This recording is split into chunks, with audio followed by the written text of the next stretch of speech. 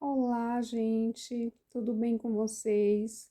Bom dia, boa tarde, boa noite. Conforme o horário em que vocês acessarem esse vídeo, vamos continuar falando do processo de abolição da escravatura no Brasil. E dessa vez vamos falar sobre a Lei dos Sexagenários. Essa classificação, ela diz alguma coisa para vocês? Vamos conhecer um pouco do processo histórico da criação dessa lei e aí tiramos as nossas próprias conclusões do que ela significou no contexto da abolição da escravidão no Brasil. Então, vamos lá. Bem, em 1884, os liberais, em sua maioria defensores da abolição, estavam no comando do gabinete ministerial. O presidente do Conselho de Ministros, correspondente ao cargo de primeiro-ministro, era liberal. E ele se chamava Manuel Pinto de Souza Dantas.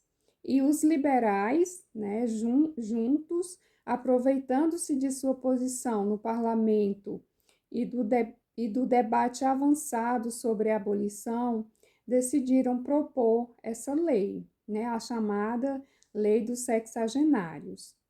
A proposta foi realizada por Manuel Dantas.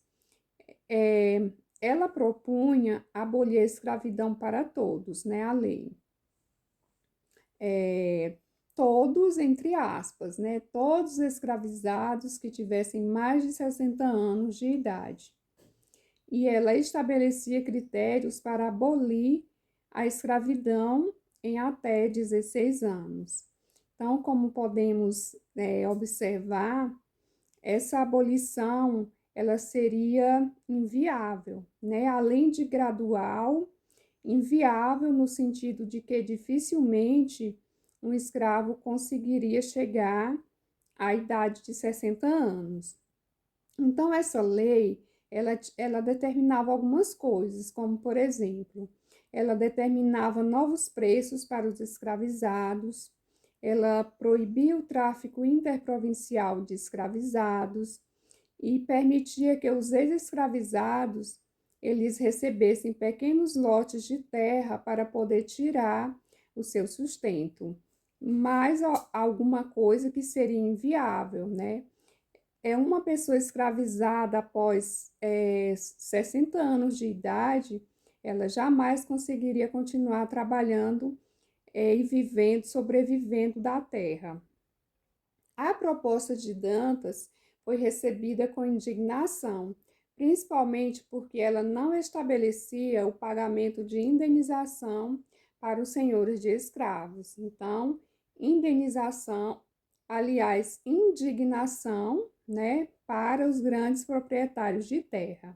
Então, a resistência dos parlamentares conservadores foi tão grande que Dantas pediu ao imperador Dom Pedro II que o parlamento fosse dissolvido e nova eleição fosse convocada. Nova eleição teria acontecido, né? E o parlamento, dessa vez, acabou ficando nas mãos dos conservadores. O imperador decidiu então demitir Dantas de sua função e entregou a presidência do Conselho de Ministros para um político liberal, que tinha uma postura mais conciliatória. Sendo assim, Antônio Saraiva acabou assumindo e a reforma Dantas ela teria sido modificada, ficando um pouco mais branda.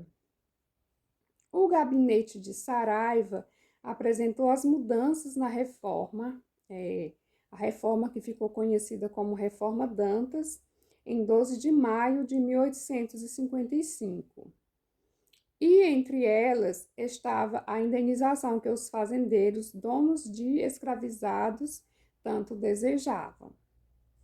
Outras mudanças incluíram o aumento na tabela de preços dos escravizados e o aumento na idade para a libertação dos escravizados, passando de 63 para 65, né? Então, o que tornaria ainda mais inviável a situação dessas pessoas escravizadas.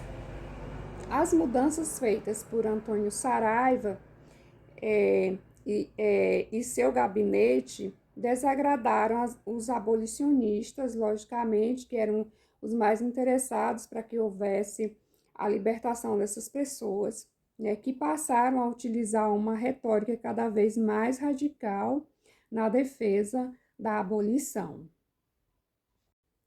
A forte disputa fez com que o próprio Saraiva decidisse por abandonar sua posição, e Dom Pedro II decidiu nomear o conservador João Maurício Vanderlei, o barão de Cotegipe, como presidente do Conselho de Ministros. O barão era um forte defensor da continuidade da escravidão no Brasil. Cotegipe aproveitou-se da proposta de Saraiva para enfraquecer o movimento abolicionista, além de ter usado de suas prerrogativas a fim de usar a polícia para reprimir as ações do movimento.